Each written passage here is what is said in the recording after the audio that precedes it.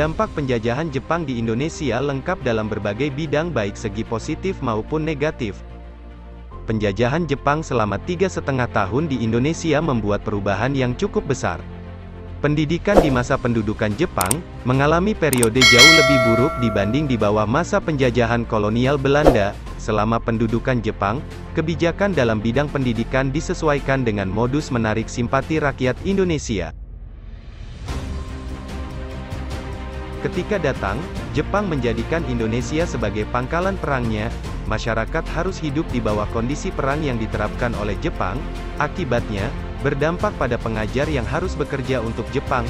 Anak-anak bahkan turut dikerahkan membantu memenuhi kebutuhan perang, sehingga terjadi penurunan kualitas secara drastis baik keilmuan maupun mutu siswa dan guru. Akibat kondisi perang yang diterapkan Jepang, jumlah fasilitas berupa sekolah mengalami penurunan. Beberapa sekolah masih beroperasi, tetapi dikontrol dengan ketat. Menurunnya jumlah sekolah tersebut diikuti dengan meningkatnya angka buta huruf, dikarenakan menurunnya jumlah siswa. Selain itu, cukup sulit untuk mendirikan sekolah swasta yang baru. Meski demikian, sekolah pesantren masih diberi kelonggaran, tujuannya untuk mengambil simpati dengan sering mengunjungi pesantren sambil membawa bantuan.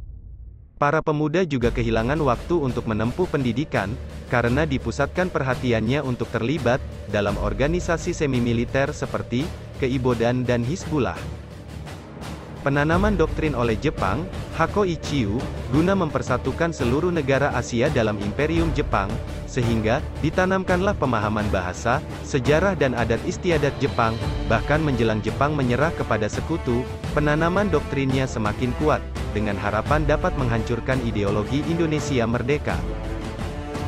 Sistem pendidikan berdasarkan kelas sosial, yang merupakan warisan Belanda, dihapus oleh Jepang. Seperti diketahui, pada masa Belanda, yang dapat merasakan pendidikan formal untuk rakyat pribumi hanya kalangan menengah ke atas, sementara rakyat kecil untuk mengenyam pendidikan sangatlah sulit. Selain bahasa Jepang, bahasa Indonesia diizinkan digunakan sebagai bahasa resmi dalam pengantar pendidikan dan bahasa sehari-hari. Bahasa Indonesia juga dijadikan sebagai bahasa resmi pada instansi pemerintahan dan lembaga pendidikan dari tingkat SD hingga sekolah tinggi. Tujuannya tetap sama, menarik simpati rakyat Indonesia. Sistem pendidikan selama penjajahan bersifat militerisme. Setiap pagi, seluruh siswa diwajibkan untuk menyanyikan lagu kebangsaan Jepang, kemudian juga mengibarkan bendera Jepang, serta harus menghormati Kaisar Jepang. Tetapi, Jepang tetap mengizinkan lagu Indonesia Raya dan bendera merah putih berkibar, tepat di samping bendera Jepang. Selain harus melakukan rutinitas upacara, para siswa diwajibkan melakukan Daitoa, yaitu sumpah setia pada cita-cita Asia Raya, dan ikut melaksanakan senam Jepang. Tujuannya hanya satu, menarik simpati rakyat Indonesia.